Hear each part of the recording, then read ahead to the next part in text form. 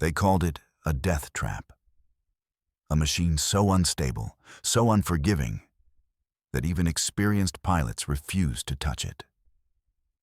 Engineers dismissed it as a flawed experiment. Commanders mocked it as a plane that kills its own men before it ever kills the enemy. But on a cold morning in 1943, a 27-year-old pilot climbed into the cockpit of the aircraft nobody wanted. His name was Captain Harold Whitman, and he believed the machine's greatest weakness hid its greatest strength.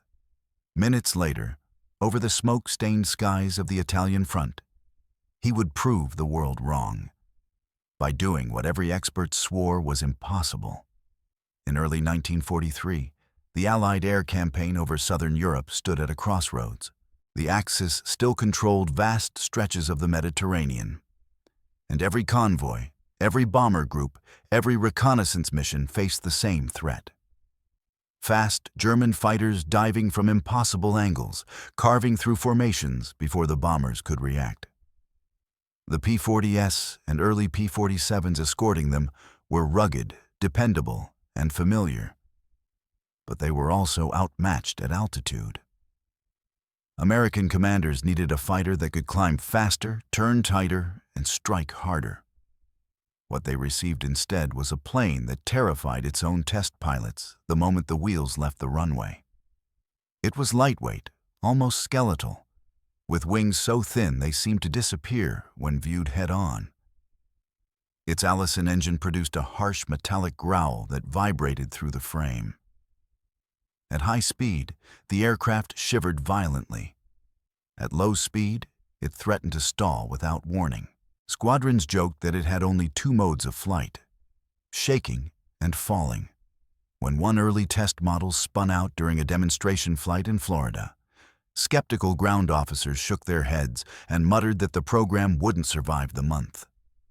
Yet the Air Force pressed on. The war needed speed. It needed acceleration. It needed a weapon that could meet German fighters on equal terms. Engineers insisted that, in theory, the design should work. Its narrow wings promised unmatched agility. Its light frame offered blistering climb rates, and its twin nose guns, positioned tightly on the center line, delivered a punch far more accurate than the wing-mounted weapons of the era. But theory was meaningless without a pilot who could tame the machine. Dozens tried. Dozens stepped away, shaken, convinced the aircraft was a miscalculation built from misplaced optimism. And then came Captain Harold Whitman, a man who didn't laugh when others laughed, who didn't flinch when others hesitated. Born in Colorado, raised around mountain thermals and unpredictable winds, he understood turbulence as others understood steady air. When he first saw the aircraft sitting alone in a dusty hangar in Tunisia, he didn't see a flawed design. He saw a challenge, one shaped by danger, yes, but also by possibility. By the time Whitman reached the Mediterranean theater, the Allies had endured months of brutal losses. Convoys heading to North Africa were harried by Luftwaffe fighters. Each bombing run over Sicily or southern Italy came with a weight of probability that one of your number might not return. Men whispered that survival depended less on skill and more on luck. Against this backdrop, the suicidal aircraft became a symbol of fear and, secretly, hope. If it could be mastered, it could change the balance of air combat. The plane itself was deceptively simple in profile, but brutal in performance. Its fuselage was a tight, aerodynamic tube, designed to slice through thin air like a scalpel. The landing gear was minimal, retracting in a snap that left the pilot feeling exposed. Inside the cockpit, gauges vibrated violently with every adjustment of throttle or rudder. The seat, framed by bare metal, offered no comfort. Every motion, every correction, demanded precision. A novice's instinct could easily become the enemy. One slight miscalculation could send the machine into a deadly flat spin. Mechanics who had worked on the design admitted later that no pilot could truly tame it without respect for its quirks, and that respect required courage, or perhaps stubbornness. Whitman approached it with a meticulous method, familiarizing himself with every lever, every control surface, every engine nuance. On the ground, he listened to its growl, felt its tremors through the floorboards, noted the subtle lag in aileron response at high altitude. Each observation became part of a mental checklist, a series of movements he would execute instinctively in the sky. For him, understanding the plane was inseparable from surviving it. Orders finally came for a test sortie over the Sicilian coastline. Whitman climbed aboard, strapped in, and ran through pre-flight checks with steady hands. Around him, the Mediterranean sun glinted off steel ships far below, and the distant hum of other aircraft reminded him that the war pressed on relentlessly. No one doubted that the plane could climb faster or outturn older fighters. The question remained: could a human pilot, even one as skilled as Whitman, survive long enough to make it matter? The answer would come within minutes. The first angle was speed. Whitman pushed the throttle forward, feeling the Allison engine roar like a caged beast released. The plane leapt from the runway, the narrow wings cutting into the wind. Within seconds, the coastline below blurred, the sun reflecting off the blue-green sea. German reconnaissance had reported Allied bombers moving in formations of 40 or 50 aircraft, and the new fighter's task was to reach them before enemy fighters could intercept. At 18,000 feet, the aircraft's thin wings trembled, and the fuselage shivered with every adjustment of the rudder. Yet Whitman pressed on, every nerve alert, every muscle coordinating with the machine. The promised climb rate was real. The plane surged upward faster than any other American fighter in the theater. Pilots in the rear of the formation watched with disbelief as the lone silhouette climbed like a predator, engine screaming, leaving the sun glinting off the wings. Speed, however, was only part of the story. Maneuverability would determine survival. German Messerschmitt Bf-19s and Focke-Wulf FW-19s prowled the skies, agile and lethal. In a turning fight, Whitman's plane felt different. It required anticipation, finesse, and a light touch. Pulling too hard on the stick could stall the aircraft. Too gently, and a pursuing fighter would get a shot. Whitman adjusted constantly, rolling, yawing, climbing, and diving with a rhythm that matched the pulse of the engine. Below, bomber formations huddled, unaware of the approaching threat. But German fighters reacted quickly. Whitman dove into the engagement with deliberate aggression, his plane responding like a thoroughbred trained to fight on instinct. Bullets cut through the air, tracers streaking toward him. Yet the aircraft's narrow profile and rapid climb allowed him to evade the worst. He became a ghost in the sunlit sky, unpredictable, untouchable, alive.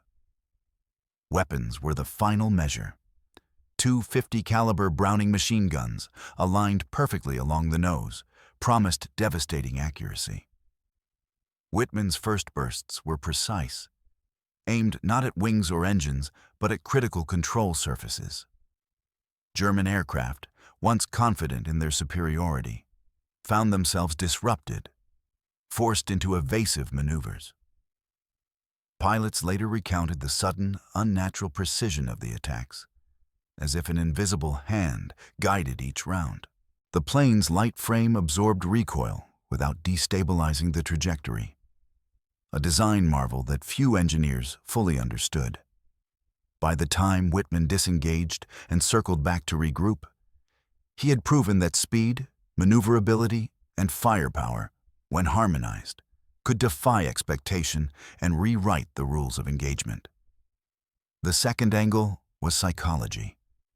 Every pilot in the squadron had laughed when the new fighter arrived.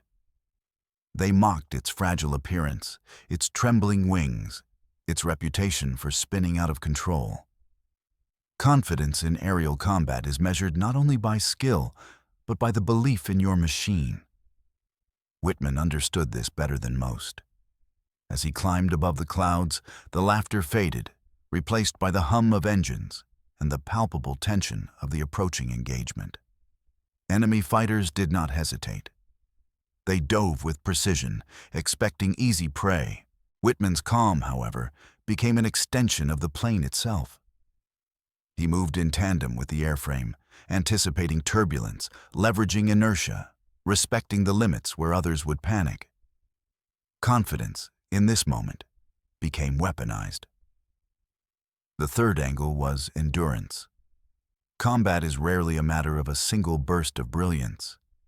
It is measured in minutes and hours, in repeated climbs, turns, and dives. Whitman's sorties demanded constant recalibration, throttle adjustments for altitude, subtle aileron corrections to counter gusts, relentless attention to engine temperature. The aircraft, though light and nimble, required constant care. One oversight could result in catastrophic failure. He managed fuel reserves meticulously, balancing speed with range, firepower with survival. The plane's fragility became a discipline, its demands teaching patience amid chaos. By the end of each sortie, Whitman and the aircraft shared a bond forged in vibration, tension, and mutual understanding. Finally, tactics. Whitman's engagement was not reckless heroism, but careful calculation. He approached from angles that minimized exposure, exploited blind spots in enemy formations, and synchronized attacks with the bomber's defensive patterns. Each dive, each roll, each pull of the trigger was deliberate, reducing risk while maximizing impact. German fighters, confident in their superiority, found themselves disrupted by a combination of unexpected speed and precision. For the first time, Allied planners could imagine a fighter that might neutralize the Luftwaffe's dominance in localized airspace. Whitman's actions demonstrated that success was not born from brute force alone, but from a nuanced understanding of both machine and man. One pilot, daring and disciplined, could make history. The day of reckoning arrived on a crisp morning over Sicily. Sunlight glinted off the calm Mediterranean, masking the chaos that awaited. Whitman's squadron took off in staggered formation, 40 aircraft in total, engines roaring, propellers slicing the air. The Suicidal Plane sat at the center of the group, its narrow wings catching the sunlight, almost disappearing from certain angles. Ground controllers tracked the formation as it ascended to 18,000 feet. Each pilot aware that German fighters would be waiting above the clouds. The first encounter came swiftly. A pair of FW-19s dove from cloud cover, their engines screaming, cannons flashing. Whitman accelerated, the Allison engines shrieking, and surged upward with an instinctive precision no other pilot in the theater had mastered. The German fighters, expecting an easy target, miscalculated. Whitman twisted the plane in tight turns, climbing and diving with a rhythm that blended velocity and agility. Bullets cut past him, some striking the fuselage, rattling instruments and denting panels. But the aircraft responded faithfully, as if anticipating each maneuver. Whitman's first target appeared, a lone FW-190 attempting to cut through the bomber formation.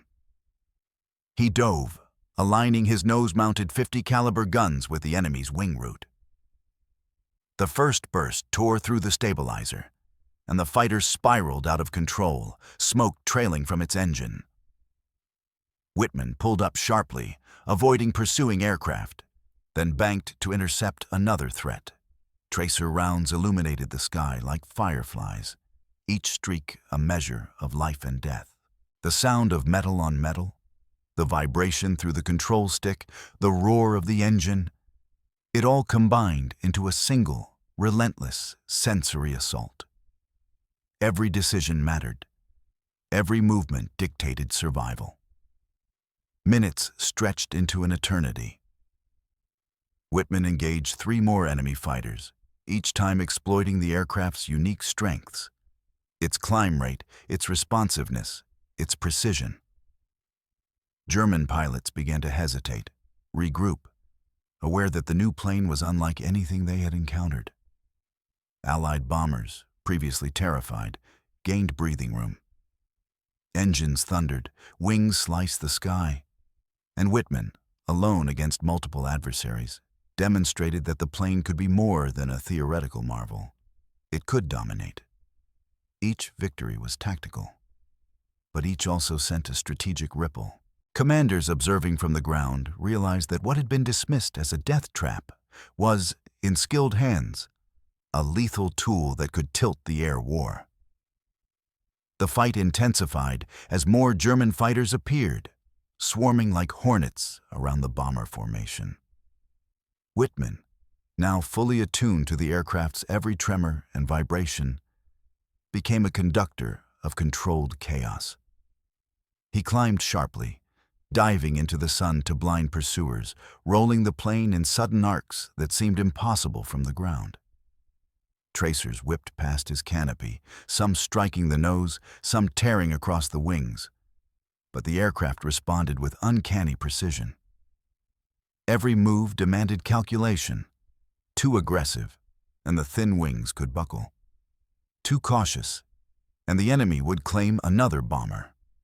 Whitman balanced on that razor's edge, pushing both machine and self to their limits. A bomber to the south signaled incoming fighters, and Whitman adjusted his trajectory, threading through the sky with a predator's grace. His guns spat fire, tearing through engine cowls and fuselage alike. One Bf-109 caught a tracer round in its cockpit, forcing it to spiral helplessly toward the sea. Another FW-190 attempted a head-on pass, only to be met by the concentrated firepower of the twin .50 calibers. Whitman's precision was surgical. Each shot purposeful, each maneuver reinforcing his mastery of the aircraft. What had been laughed at moments before now became a terrifying reality for anyone daring to challenge him. Above and below, the air was chaos. Smoke trailing from damaged fighters, the rhythmic drone of Allied bombers, and the sharp, high-pitched scream of the Allison engine. Whitman's awareness was total. He anticipated flanking moves, compensated for gusts and turbulence, and conserved just enough energy to react to surprises. The plane, previously dismissed as fragile, performed with a lethal elegance. In less than 20 minutes, he had disrupted the enemy's attack pattern, cleared a corridor for the bombers, and returned to formation unscathed. Commanders and wingmen alike could scarcely believe what they had witnessed. A single pilot, alone with a plane ridiculed as suicidal, had rewritten the rules of engagement. By the time Whitman banked to return to base, the Mediterranean sky was a tableau of spent ammunition, smoking fighters, and victorious bombers. Reports came in over the radio. Enemy losses exceeded expectations, bomber losses were minimal, and the death trap had proved survivable. More than that, it had proven effective. The psychological impact on both sides was immediate. Allied pilots gained renewed confidence, seeing what skill and daring could accomplish. German pilots, now cautious, began to respect an aircraft they had underestimated. History remembers moments like these, not for their grandeur, but for the precise, harrowing decisions that shaped the course of battle. Whitman landed on the sun-baked runway of Comiso Airfield, the tires screeching against asphalt, the plane vibrating with residual energy from the climb and dive. Mechanics rushed to inspect the aircraft, but Whitman remained strapped in, breathing heavily, sweat streaking his face beneath the helmet. The plane had endured tracer strikes, violent maneuvers, and hours at high throttle. Yet it sat intact, almost defiant. Observers shook their heads, muttering that no one else could have survived such a sortie. Yet here he was, proof that theory, courage, and skill could converge into something lethal. The immediate consequence was morale. Allied pilots had long complained about the vulnerability of their bombers against agile Luftwaffe interceptors. Reports of losses, cumulative and relentless, had weighed heavily on each man. Now, a single sortie demonstrated that new tactics and machines could restore hope. Whitman's engagement became a reference point in briefings. The suicidal plane was no longer an object of ridicule, but a weapon to be respected. Commanders recalibrated strategies, integrating the aircraft into future missions with careful consideration, pairing it with bombers in a way that leveraged speed, agility, and firepower. Pilots who had once laughed now studied it, learning how to anticipate its behavior, its quirks, its lethal efficiency. Technically, the plane's success prompted a series of rapid modifications. Engineers documented the strains and vibrations Whitman had endured, adjusting control surfaces, reinforcing wing spars, and refining throttle response. Every bolt, every gauge, every link between pilot and machine was scrutinized. Instructors began to develop specialized training regimens, emphasizing the combination of anticipation, precision, and respect required to operate the aircraft effectively. The lessons were clear. In aviation, mastery often depended on understanding weakness as much as strength. The plane's fragility, once dismissed as a flaw, became a design philosophy. Engineers and pilots learned that extreme performance demanded extreme attention, that survivability depended on a delicate balance of risk and control. On the human level, Whitman emerged as a symbol. He was no celebrity in the conventional sense. There were no parades, no medals handed in grand ceremonies. But among pilots and mechanics, his name carried weight. He demonstrated that skill and courage could elevate technology beyond its perceived limits. Officers studying air tactics cited his engagement as evidence that daring, disciplined execution could shift the momentum of localized air campaigns. Letters from squadron mates reflected awe. They had seen what was once considered impossible, and they had lived to tell the story. For a brief moment, the war became more tangible, more human, and less dictated solely by numbers and firepower. Yet the victory was measured, not unalloyed. Whitman and his plane had won one engagement, but the skies remained perilous. The Luftwaffe would adapt. Bombers remained vulnerable, and no single sortie could alter the broader strategic realities of war. Still, the psychological and tactical effects were undeniable. Allied planners began to see the potential of pairing high-performance, high-risk fighters with strategic objectives, understanding that mastery of the machine could tip the balance in critical missions. History remembers these moments not as isolated feats, but as turning points in the evolution of air combat. In the weeks following Whitman's sortie, reports filtered back to Allied command centers across the Mediterranean. Each debrief, each technical assessment, reinforced a simple truth. The plane was no longer a liability. It was a weapon of precision. Pilots who had once approached it with fear now requested assignments with it, eager to test their own limits. Training regimens were overhauled, emphasizing situational awareness, rapid decision-making, and intimate familiarity with every control. The aircraft demanded respect, and those who respected it thrived. The human-machine bond became a central doctrine. Pilots learned that survival was not guaranteed by armor or numbers, but by understanding the rhythm of a living, breathing aircraft. Mechanics, engineers, and designers were equally transformed. The sortie revealed weaknesses previously overlooked. Minor control lag at extreme angles, stress points along the wing spars, overheating tendencies at sustained climbs. Each flaw was meticulously addressed. Reinforcements were added, gauges recalibrated, cooling systems refined. The aircraft that had once earned derision now became a laboratory for rapid innovation.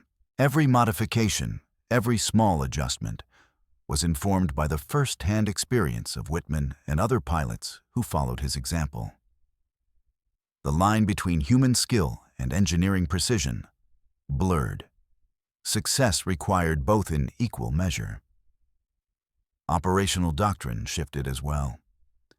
Previously, bombers had relied on dense formations and predictable escort patterns. Whitman's flight demonstrated that speed, maneuverability, and surprise could create space where none existed. Commanders began to integrate these fighters into complex interception strategies, using them to break enemy formations, draw fire, and protect vulnerable bombers. The psychological impact was equally profound. Luftwaffe pilots, who had previously relied on intimidation, found themselves cautious, uncertain, forced to adapt to an unpredictable adversary. What had been labeled a suicidal plane became, in practice, a strategic asset, its reputation evolving from fearsome risk to calculated advantage. Whitman himself continued flying, though he remained quietly focused, never seeking notoriety. His sorties became case studies, referenced in tactical manuals and squadron briefings. Other pilots emulated his approach, combining instinct, observation, and technical mastery to extract maximum performance. The aircraft's unique characteristics, its narrow wings, its precise weapons, its rapid climb, were no longer obstacles but tools. The man and the machine had proven that audacity, tempered by discipline, could transform even the most feared design into an instrument of victory. Beyond tactical lessons, the engagement offered a broader reflection on innovation under pressure. In wartime, advances often come wrapped in skepticism, their potential masked by risk.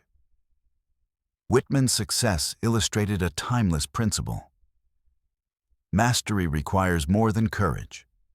It requires understanding, patience, and the willingness to embrace danger intelligently.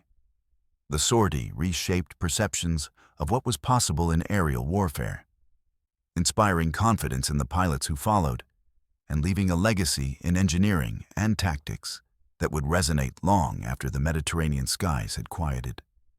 History remembered not just the machine, not just the man, but the moment when both proved their worth in the crucible of combat. Looking back, Whitman's flight was more than a single engagement. It was a statement about the interplay between man and machine.